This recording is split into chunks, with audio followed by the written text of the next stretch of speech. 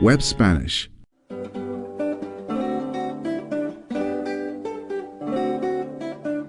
Vamos a estudiar el verbo estar para expresar el estado de ánimo de una persona. ¿Cómo están estas personas?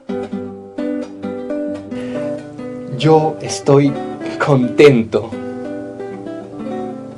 Tú estás triste. Usted está sereno. Él está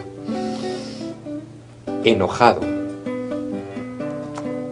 Ella está interesada. Nosotros estamos aburridos. Ustedes están sorprendidos. Ellos están nerviosos. ¿Cómo estás tú?